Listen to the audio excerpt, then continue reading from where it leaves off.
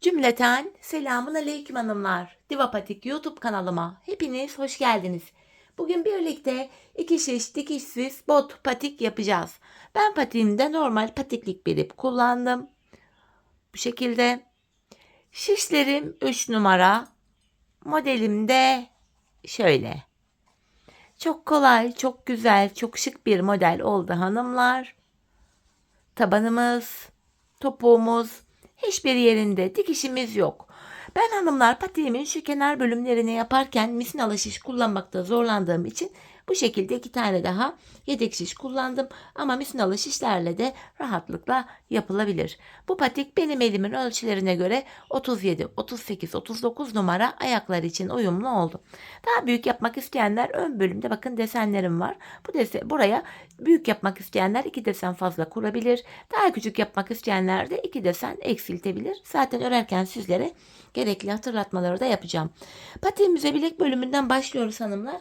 Kaç numara yapacak olursak olalım. Başlangıç sayımız aynı. 59 ilmek. İpimin ucunda şöyle bir miktar bir ip bırakıyorum. 59 ilmeğimi atacağım. Şu birinci ilmeğim. 2, 3, 4, 5, 6. Bu şekilde 59 ilmek atalım gelelim. 59 ilmeğimi attım hanımlar. Hemen şu ucumuza bir düğüm atıyorum. Bir düz bir ters lastik uygulaması yapacağız. Öncelikle kenar ilmeğimi alıyorum.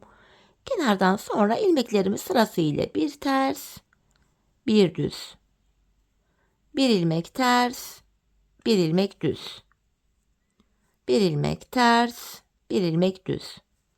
Bir ters, bir düz. Bu şekilde hanımlar ilmeklerimizi öreceğiz. Sıra sonuna kadar örelim gelelim. Sıra sonuna kadar ördüm. Geri dönüyorum hanımlar. Şimdi ön yüzdeyim. Ön yüzde olduğumuzu şöyle kabul ediyorum. Şu başlangıç ipimiz eğer sol taraftaysa ön yüzdeyiz demektir. Şimdi arka yüzde lastiğin ilk sırasını ördük. Ön yüzde lastikte ikinci sıradayız. İlmekleri gördüğümüz gibi örüyoruz. Kenar ilmeğimi aldım. Bakın önde bir düzüm var. Düz örüyorum. Ters ilmeğimi ters örüyorum. Bir düz, bir ters. Bu şekilde hanımlar bir düz bir ters ilmekleri gördüğümüz gibi örüyoruz. Sıra sonuna kadar öreceğiz. İkinci sıramız tamamlanmış olacak. Ardından geri döneceğiz. Arka yüzde de yine ilmekleri gördüğümüz gibi öreceğiz. 3 sıra olacak. Ön yüzde aynı işleme devam edeceğiz. 4 sıra. Bu şekilde hanımlar toplamda 15 sıra lastik öreceğiz. Bakın şu bilek bölümünde 15 sıra lastiğimiz var. Daha çok çorap tarzı olsun diyorsanız burayı 17, 19 sırada yapabilirsiniz. Ben 15 sıra lastik ördüm. Şimdi patiğimizin boğaz kısmını örelim gelelim, ardından birlikte modelimize başlayacağız. Evet hanımlar, 15 sıra lastiğimi ördüm geldim. Şimdi ön yüzdeyim. Hanımlar, modelimizin şu kenar bölümlerine bakın, şu yanlarına 18'er ilmek haroşa öreceğiz. Arada kalan ilmeklerimize de model kurulumunu yapacağız. Öncelikle kenara 18 ilmek haroşamı öreceğim. Ben örgümüzün hem ön hem arka yüzünde düz örgü örerek haroşalarımı elde ediyorum. Bu şekilde kenar ilmeğim ile birlikte toplam 18 ilmeğimi düz örüyorum. 4 oldu. 5, 6, 7, 8, 9, 10, 11, 12, 13, 14, 15, 16, 17, 18. 18 haroşayı ördükten sonra hemen şöyle bir işaretleyici taktım. 18 haroşa burada devam edecek hep. Şimdi şu modelimizi yapacağız. Modelimizin en sağında ve en solunda 3'er ilmek tersimiz var. Ön yüzde ters, arka yüzde düz öreceğiz bu ilmekleri. Hemen buraya 3 ilmek tersimi ördüm. Şimdi ortaya şu modelimizi kuracağız hanımlar. Bu model 5 ilmeğe kuruluyor ve model aralarında birer ilmek tersimiz var. Şimdi ilk modelimizi yapacağız. Önde 3 ilmeğim var. Bakın 3 ilmeğin 3'ünü bir şöyle örüyorum. Bakın 3 ilmeği sol şişimden bırakmadım. İpimi şişime doladım. Aynı yerden bir ilmek daha çıkarttım. Yani 3 ilmekten 3 ilmek çıkarttım. Yanına 2 ilmek düz örüyorum. Bakın bu 5 ilmeğe ilk modeli kurduk. Arada bir ilmek tersimiz var. Bu modelimiz 4 sıradan oluşuyor. Her 4 sırada bir aynı modeli tekrarlıyoruz. Şimdi modelimizin bu birinci sırasıydı. Bir tersimi ördüm. Şimdi aynı modeli ikinci kez kuruyorum. Öndeki 3 ilmeğin içinden şöyle 3 ilmek yine çıkartıyorum. Hemen yanına 2 ilmek düz ördüm. Model arasına bir tane ters örüyorum. İkinci modeli de yaptık. Şimdi üçüncü modelimi yapacağım. Öndeki 3 ilmeğimin içinden şöyle 3 ilmek çıkartıyorum. Yanına 2 ilmek daha ördüm. Üçüncü modelimi de yaptım. Şimdi 3 model yapıyorduk. Üçüncü modelden sonra hemen yanında 3 ilmek tersimizi ters ördüm. Bu kenarda 18 ilmek kaldı. Hemen buraya da şöyle bir işaretleyici koyuyorum. Kalan 18 ilmeğimizi haroşa öreceğiz. Sayarak gidelim, sizler de emin olun. 1, 2, 3, 4, 5, 6, 7, 8, 9, 10, 11, 12, 13, 14, 15, 16, 17 ve 18. Evet hanımlar, ön yüzde ilk sırayı tamamladık. Şimdi geri dönüyorum arka yüzde. Yine bu 18 ilmek işaretleyiciye kadar olan ilmeklerimi düz öreceğim. Haroşa. Hem arka yüzde bu 18 ilmek düz olarak örülecek. İlmeklerimi örüyorum şimdi. Düz olarak. Evet, işaretleyiciye kadar ilmeklerimi ördüm. İşaretleyiciyi hemen sağ şişime aldım. Şimdi ön yüzde ters ördüğüm 3 ilmeği arka yüzde düz örüyorum. Bu modelle tarafta arka yüzde ilmekleri gördüğümüz gibi örüyoruz. 3 ilmek düz ördüm. Şu model yaptığım 5 ilmeğin, bakın modelde ikinci sıramız. Arka yüzde bu 5 ilmeğimin hepsini ters olarak örüyorum. Ön yüzde model arasında birer ilmek ters örmüştük. Arka yüzde yine bunları düz örüyoruz. Tekrar ikinci modelimin 5 ilmeğini ters ördüm. Arada bir düzüm var. Tekrar üçüncü modelimin 5 ilmeğini yine ters örüyorum. Hemen yanındaki 3 ilmeğimi düz ördüm. Ön yüze ters düşüyor. İşaretleyiciyi sağ şişime aldım. 18 haroşa ilmeğimi düz olarak örüyorum.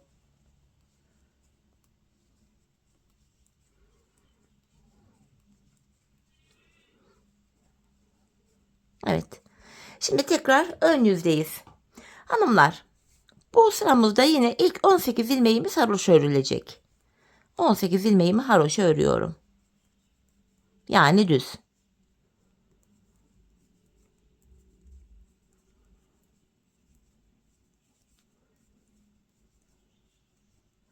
Evet, 18 ilmeğimi ördüm. İşaretimi sağ şişime alıyorum. Şimdi burada 3 tersimi yine ters ördüm. Modelimizin 3. sırasını yapacağız. İlk sırada ilk 3 ilmeğin içinden 3 ilmek çıkartmıştık. Bu 3. sıramızda ilk 2 ilmeğimi düz örüyorum.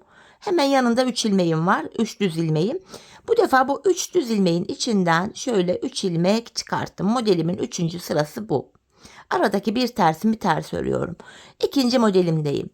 İlk 2 ilmeğimi düz örüyorum. Ardından hemen yanındaki 3 ilmeğimin içinden bu şekilde tekrar 3 ilmek çıkartıyorum.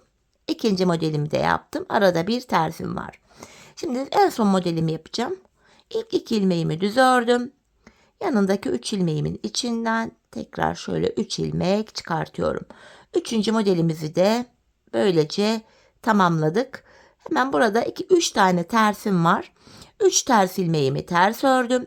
İşaretimi sağ şişime aldım. Ve kalan yine 18 ilmeğimizi haroşa yani düz olarak örüyoruz. Bu orta bölümde modelimizin 3. sırasıydı. Bu şekilde ilmeklerimi örüyorum. Sonuncuyu da ördüm. Evet, ön yüzde modeli tamamladık. Şimdi geri dönüyoruz. Arka yüzdeyiz hanımlar. Yine bu kenardaki 18 haroşamız haroşa olarak örülecek. Bu şekilde bu işarete kadar olan ilmeklerimizi, haroşalarımızı örelim gelelim. Haroşalarımı ördüm. İşaretimi hemen sağ şişime alıyorum. Bu aralardaki ilmeklerimizi gördüğümüz gibi öreceğiz. Bakın önde 3 düz ilmeğim var. Düz örüyorum. Bu modelimin 5 ilmeğini arka yüzde sırasıyla ters örüyorum. Model aralarında birer ilmek düz. Tekrar modelimin 5 ilmeğini ters. Bakın gördüğüm gibi örüyorum hanımlar arka yüzde. Model kurulumu yapmıyorum. Tekrar bir ilmek düz ördüm. Yine modelimin 5 ilmeğini ters örüyorum. Hemen burada 3 ilmek düzüm var. Bunu düz örüyorum. İşaretleyiciyi aldım. Kalan 18 ilmeğimizi haroşa örelim gelelim. Evet hanımlar, haroşalarımı ördüm. Tekrar ön yüzdeyiz. Yine kenardaki bu ilk 18 ilmeğimiz haroşa olacak. Haroşalarımı işaretleyiciye kadar örüyorum. Bakın burada 2 diş haroşamız oluştu. Burada 6 diş, 6 sıra haroşa olana kadar devam edeceğiz patiğimizin bu bölümüne. işarete kadar ilmeklerimi ördüm. İşaretimi sağ şişime alıyorum. Şimdi modeli 4 sıradan oluşan modeli yeniden tekrar edeceğiz. Şimdi modelde tekrar birinci sıradayız. Kenardaki 3 tersimi hemen örüyorum. Ardından modelin birinci sırasında yaptığımız işlemin aynısını yapacağım. Bu 3 ilmeğimi aldım. İlk 3 ilmeğimin içinden 3 ilmek çıkartıyorum. Yanındaki 2 ilmeğimi düz ördüm. Tekrar aradaki bir ilmeğim ters. İkinci modelimi yapacağım. İlk 3 ilmeğimi alıyorum. Üçünün içinden tekrar şöyle 3 ilmek çıkartıyorum. Yanındaki 2 ilmeğimi düz ördüm. Arada bir tersim var. Üçüncü modelimi yapıyorum. Bu ilk 3 ilmeğim. Bu 3 ilmeğin içinden şöyle 3 ilmek çıkartıyorum. Yanında 2 tane düzüm var. Ve hemen 3 tersimi tekrar ters olarak örüyorum. Tekrar ikinci modele geçtik. İkinci modelin birinci sırasını örmüş olduk. İşaretleyiciyi sağ şişimize alıyoruz. Kalan 18 haroşamızı örelim gelelim.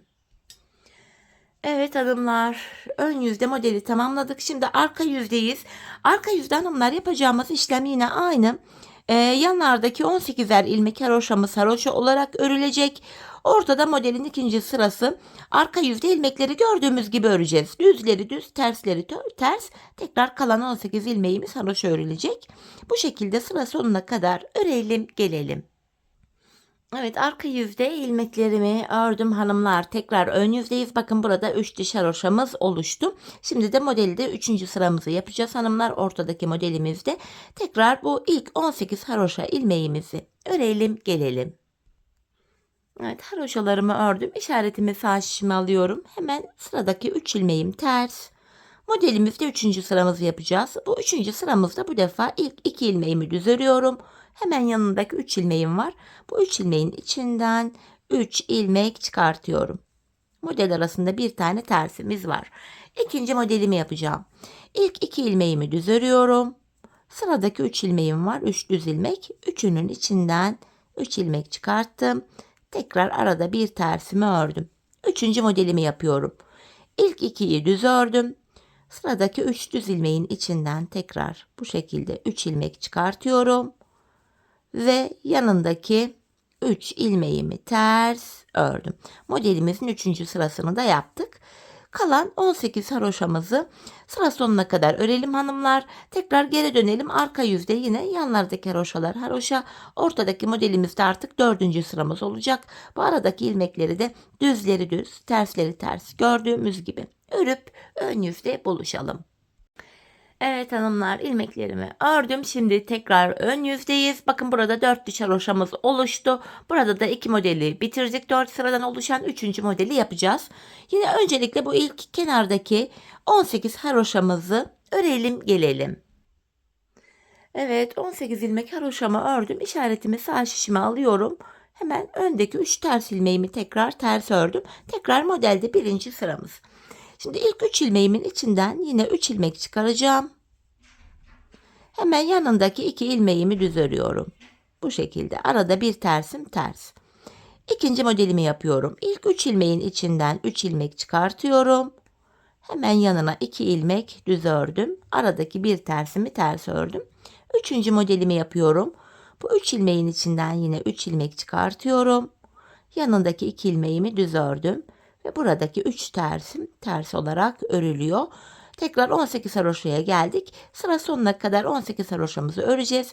Tekrar arka yüzde ilmeklerin tamamını yanlardaki 18'er ilmekleri haroşa. Arada da modelimizin 2. sırası olacak arkadaki ilmeklerin. Bunları da gördüğümüz gibi örelim. Ön yüzde buluşalım. Evet hanımlar, ilmeklerimizi ördüm. Bakın burada 5 diş haroşamız oluştu. Artık sonuncu haroşamızı yapacağız buraya. Yine kenardaki bu ilk 18 haroşamızı örelim gelelim. Evet, haroşalarımı ördüm. İşaretleyicimi sağ şişime alıyorum. Hemen önündeki 3 ters ilmeğimi ters ördüm. Şimdi modelde hanımlar 3. sıramızı yapacağız modelimizde. Bu defa ilk 2 ilmeğimi düz örüyorum. Hemen sıradaki 3 ilmeğin içinden 3 ilmek çıkartıyorum. Model arasında bir tane tersim var. İkinci modelimi yapacağım. İlk 2 ilmeğimi örüyorum. Sıradaki 3 ilmeğin içinden 3 ilmek çıkartıyorum. Arada bir tane tersim var. Bakın 3. modeldeyim. İlk ikisini ördüm. Sıradaki 3 ilmeğin içinden 3 ilmek çıkartıyorum. Bu şekilde ve hemen yanındaki 3 ters ilmeğimi ördüm. Modelde 3. sıramızda tamamladık. İşaretimi alıyorum. Kalan 18 haroşamızı öreceğiz hanımlar. Arka yüzde tekrar ortadaki modelin 4. sırası arka yüzde ilmekleri gördüğümüz gibi öreceğiz. Yine arka yüzde yanlardaki 18'er haroşa örülecek. Bu şekilde ilmeklerimizi örelim. Ön yüzde buluşalım. Evet hanımlar, ilmeklerimi ördüm. Şimdi ön yüzdeyim. Bakın bu şekilde görüntümüz, modelimiz, şeklimiz bu. Ki yanlarda da 3, 6, 6'şar diş haroşamız oluştu. 4 sıradan oluşan modelimizi de bu ön yüze 3 kere tekrar etmiş olduk hanımlar. Şeklimiz böyle. Şimdi patiğimizin kenarlarıyla orta bölümü ayıracağız. Sadece orta bölümü örerek şu üst tarafını yapacağız hanımlar. Öncelikle bu ilk şişimdeki 18 haroşamı yine örüyorum. Yedek şişlerim de burada devreye giriyor artık. Burada dileyen dediğim gibi videonun başında dediğim gibi misinalı şişlerle de yapabilir. Bu şekilde öncelikle ilk 18 ilmeğimi ördüm. Şimdi işaretleyiciyi artık çekiyorum. Şimdi hanımlar bu 18 ilmeğimiz bekleyecek. Biz bu ortadaki ilmeklerle patiğimizi yapacağız hanımlar. Şu yanlardaki 18'leri haroşamızı örmeyeceğiz. Şimdi bu 18 ilmeğim şişimde beklesin. Şimdi ortadaki modelime yine devam ediyorum. Yandaki 3 tersimi ters örüyorum.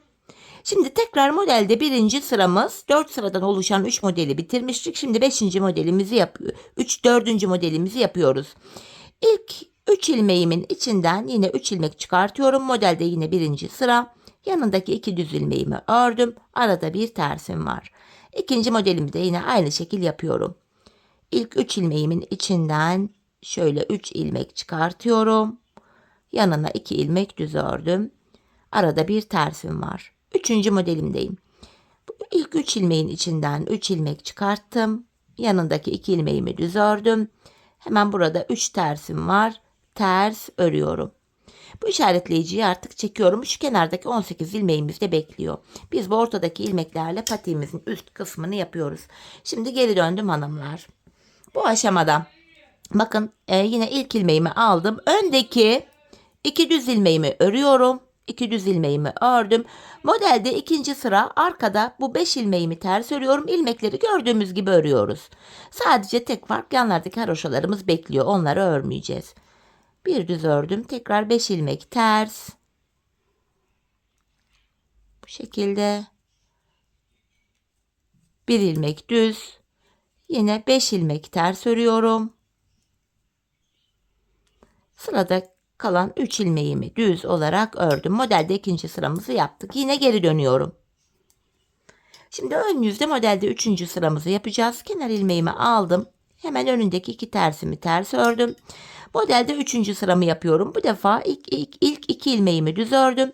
Sıradaki 3 ilmeğimin içinden 3 ilmek çıkartıyorum. Arada bir tane tersim var. İkinci modelimi yapıyorum. İlk 2 ilmeğimi düz ördüm.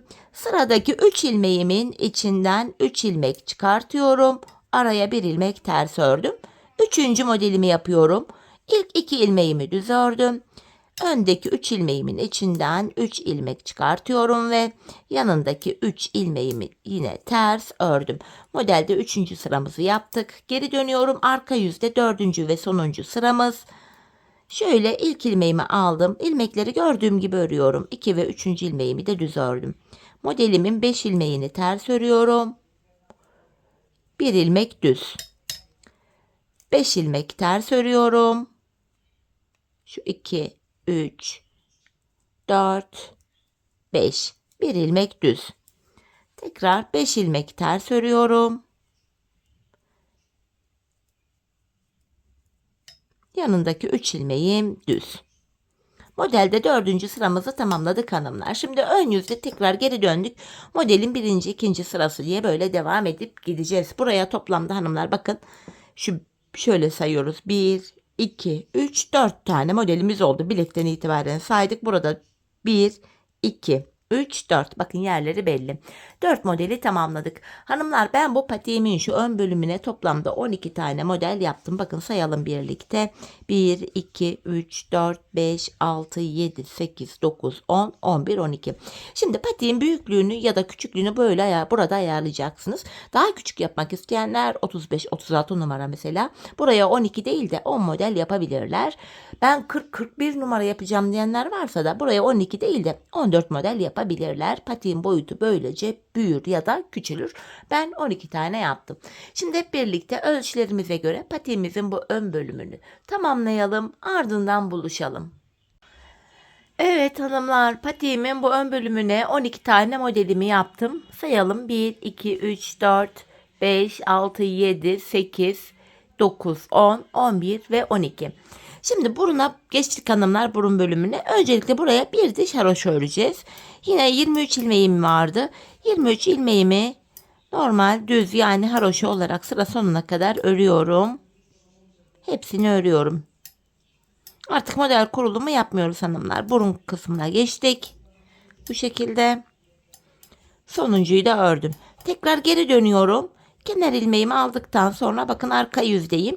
Arka yüzde de yine ilmeklerimi düz olarak örüyorum. Hepsini düz öreceğim. Sonra ön yüze geçtiğimizde kesimlerimize başlayacağız. Bu şekilde hepsini sırasıyla düz olarak örüyorum.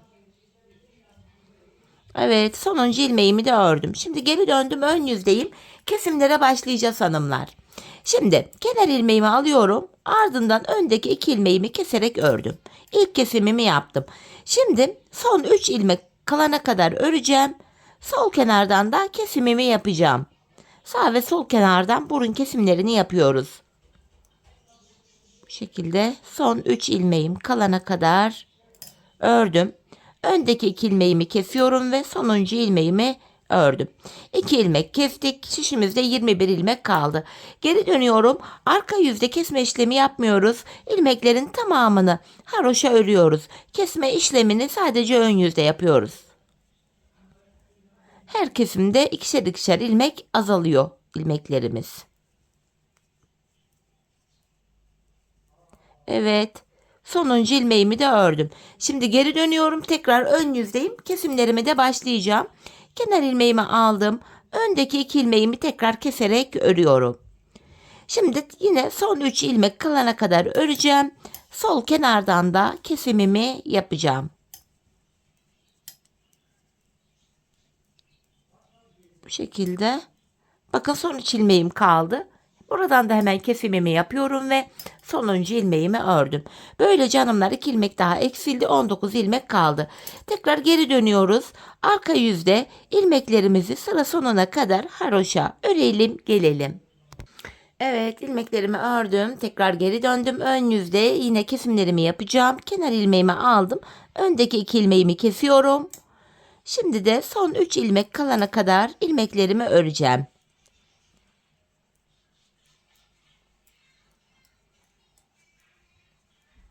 Bakın son 3 ilmek kaldı. Öndeki 2 ilmeğimi keserek ördüm ve sonuncu ilmeğimi, kenar ilmeğimi örüyorum. Şimdi de 17 ilmeğimiz kaldı. Şimdi geri döneceğiz hanımlar. Yine arka yüzde 17 ilmeğimizi haroşa örelim gelelim.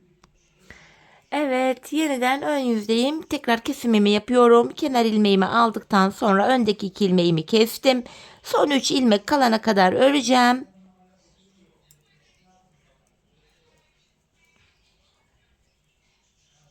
Bakın son 3 ilmeğim kaldı. Öndeki 2'yi kesiyorum ve kenar ilmeğimi ördüm. Şimdi de 15 ilmek kaldı. Tekrar hanımlar arka yüzde bu 15 ilmeğimizi haroşa örelim. Ön yüzde buluşalım. Evet, tekrardan ön yüzdeyim hanımlar. Son kez kesimimizi yapacağız. Kenar ilmeğimi aldım. Öndeki 2 ilmeğimi kesiyorum. Şimdi son 3 ilmek kalana kadar yine öreceğim.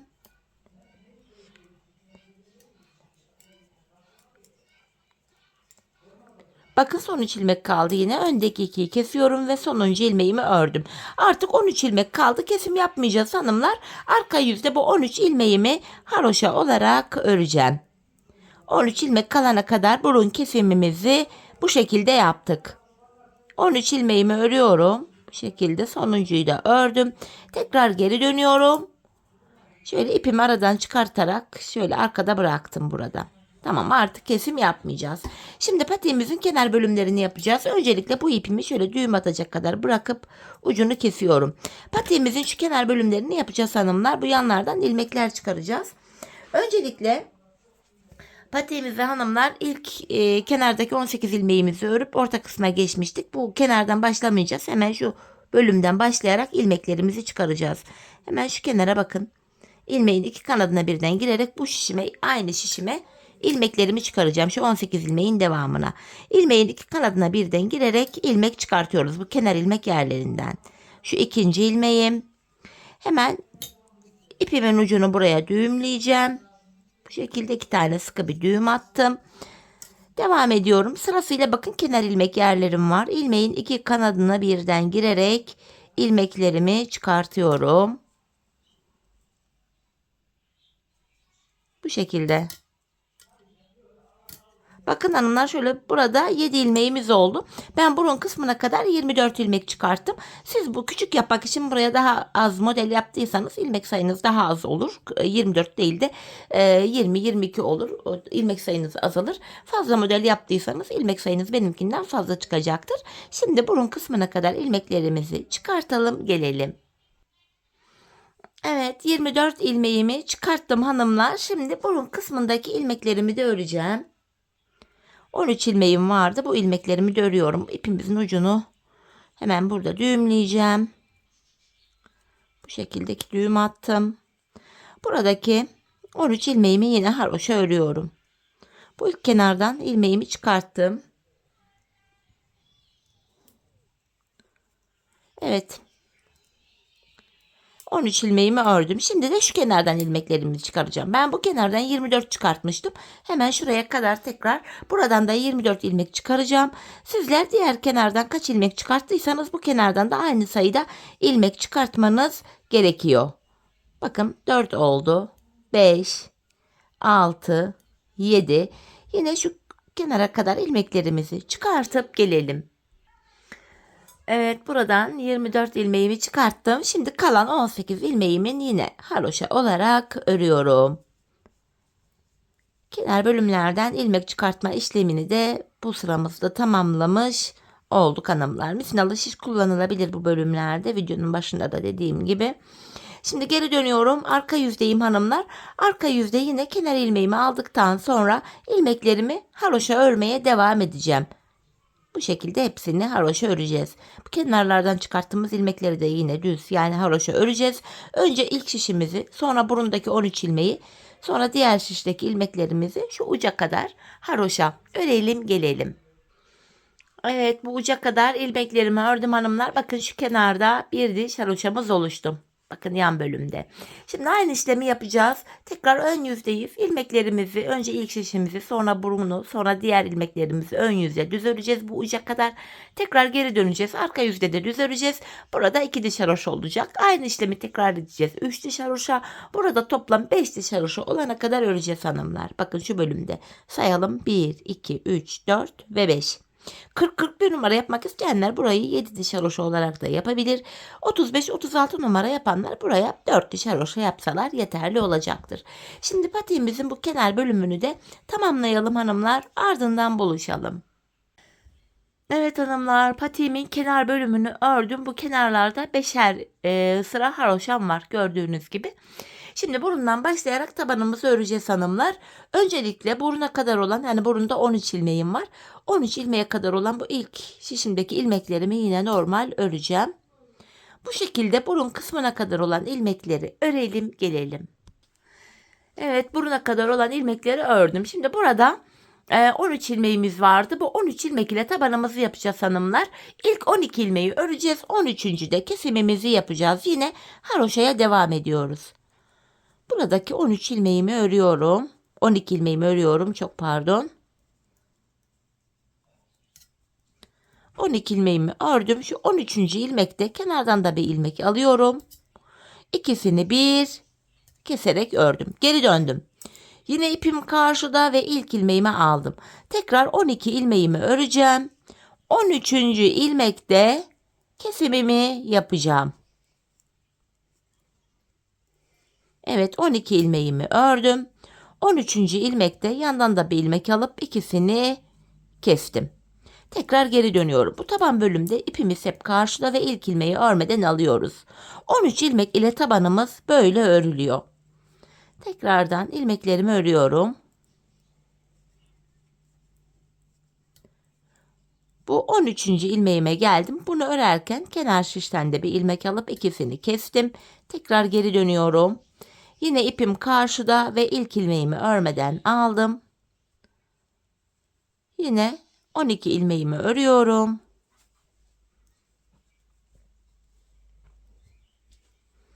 13. ilmeğimde kenardan da bir ilmek alıp ikisini keserek ördüm. Tabanımızı bu şekilde öreceğiz hanımlar. Biz bu kesme işlemine sağ ve sol şişimizde şu uçlarda 5'er ilmek kalana kadar devam edeceğiz. Şimdi hep birlikte tabanımızı örelim, ardından buluşalım. Evet hanımlar, yanlarda 5'er ilmeğim kalana kadar tabanımı ördüm geldim. Şimdi kesimlerimize devam edeceğiz. Bu defa şu son 5 ilmek hariç tabanımda 2 ilmek kalana kadar örüyorum. Yine ip karşıda ilk ilmeğimi örmeden aldım. Tabanımda 2 ilmek kalana kadar öreceğim. Bakın 2 ilmek kaldı. Bu 2 ilmek ile kenardan da 1 ilmek aldım. Üçünü keserek örüyorum. Şimdi geri döndüm hanımlar. İpim karşıda, ilk ilmeğimi örmeden aldım. Tekrardan şu tabanımızda 2 ilmek kalana kadar ilmeklerimi öreceğim. Bu şekilde. Bakın son 2 ilmeğim kaldı. Bu 2 ilmeği örerken kenardan da bir ilmek aldım. Üçünü kesiyorum. Kesimden sonra tekrar geri döndüm. Yanlarda 4'er ilmeğimiz kaldı. Kesimlere yine devam edeceğiz. Tekrar tabanda 2 ilmek kalana kadar öreceğim. Artık bu şekilde devam edecek. Tabanda 2 ilmek kalana kadar örüyoruz. Bu 2 ilmek ile kenardan da bir ilmek alıp üçünü kesiyoruz. Kesimden sonra tekrar geri döndüm. Yine ilk ilmeğimi örmeden aldım. Aynı işlemi yapıyorum. Tabanımda 2 kalana kadar örüyorum. Bu 2 ilmek ile yandan da bir ilmek aldım. Üçünü kestim. Geri döndüm. Yanlarda 3'er ilmeğimiz kaldı. Tekrar tabanda 2 ilmek kalana kadar ilmeklerimi örüyorum. Bu 2 ilmek ile kenardan da bir ilmek aldım. Üçünü bir kestim. Kesimden sonra yine geri döndüm. Yine ip karşıda ve ilk ilmeğimi aldım. Aynı işlemi yapıyorum.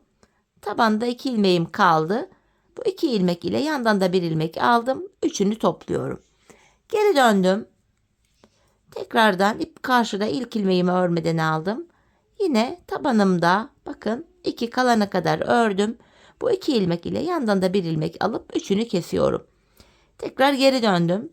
Yine ipim karşıda, ilk ilmeğimi aldım. Aynı işlemi yapıyorum. Tabanımda 2 ilmek kaldı. Bu 2 ilmek ile yandan da bir ilmek aldım. Üçünü bir kestim. Tekrar geri döndüm. Yanlarda birer ilmeğim kaldı. Yine tabanımda 2 kalana kadar örüyorum.